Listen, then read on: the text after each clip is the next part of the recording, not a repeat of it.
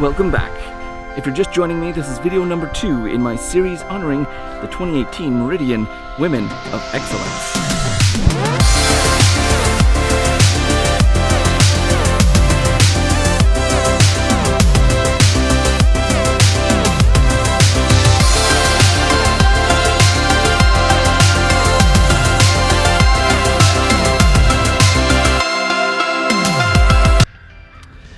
In this episode, I'll be talking to the nominees for Woman of Business. The Woman of Business Award honors the women who excel in their field and have forged their own path to success. Like Michelle Rogers, who started Willow Graphics from just about nothing and now supports 4 employees. I have an amazing team, which I didn't realize when I worked for other business owners, how much that they rely on a good team member. So I feel absolutely blessed with the team that I have been given. It all really works well together, and it's a nice place to be. We enjoy it. And Kathy Willis, who's spent her entire career helping abused women through her work with La Maison Rosewood Shelter, and now this awesome vertical garden project called Operation Grow. So I have been working at Huronia Transition Homes now for 24 years, and I've spent my whole career has been in the anti-violence movement. So my whole career has been focused on women's equality and ending violence against women and children, because if we end violence against women and children, then we end violence, period, right? It makes the world safer for everyone.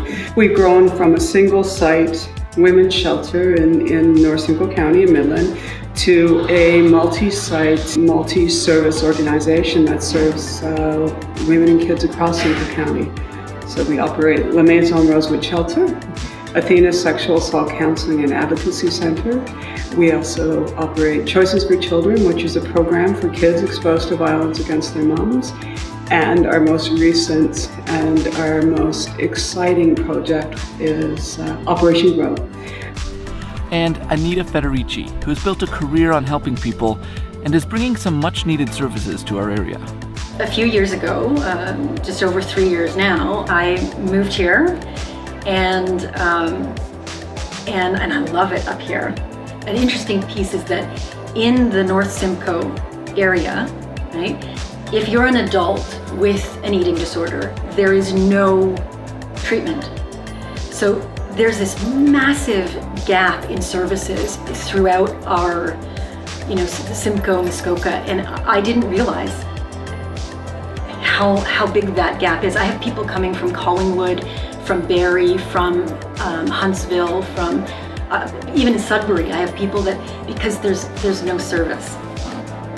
And Teresa Schell, who's built more than just a career in real estate, she's built a reputation for empathizing and helping her clients through difficult sales. Because you're selling a home, it's very emotional at times, sometimes not a nice emotion, kind of a negative emotion. And you have to know how to listen and empathize and appreciate what they're going through. My life has given me a few curves, so I've been able to experience some of the things they're presently experiencing. I think it's fair to say that all 4 of these women are deserving, and they all bring something different to the table, something that makes our community a better place. The one piece of advice that I would give my younger self was believe in yourself. You can do amazing things. I have an opportunity to care about a lot of people. And when you're younger, you're so often, your world doesn't go very far past your nose. And so getting older and being able to look out beyond that and have an opportunity to really make a difference.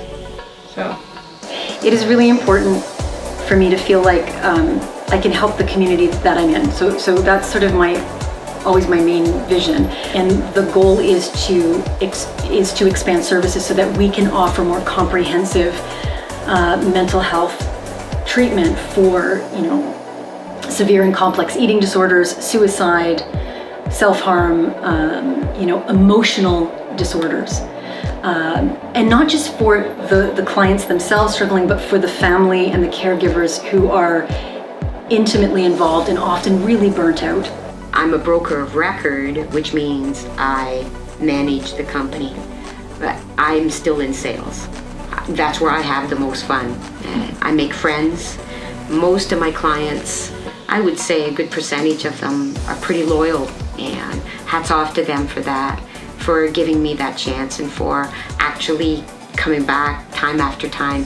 Having worked at La Maison Rosewood for 24 years, I'm now seeing third generation women being served in our shelter. So we've served their grandmas, mothers, and now granddaughters. It's so difficult for those women to think about the potential of moving out of chaos and crisis. So Operation Grow was built around those women. The women said that they were hungry, they were poor, and they felt isolated. So we built a social enterprise that's focused around sustainable agriculture. We built a community kitchen within Operation Grow. Women can come together and collectively cook and take things home that are nutritious and healthy. So, can you see yet why I find these women so inspiring? To forge new ground while becoming a leader in their field, all while making a difference in their community. I'm so glad I'm not a judge. I have no idea how they decide, but I'm curious to find out. But we have one more video to go before we get to find out the winners. In the next one, I'll be talking to the nominees for Female Entrepreneur of the Year.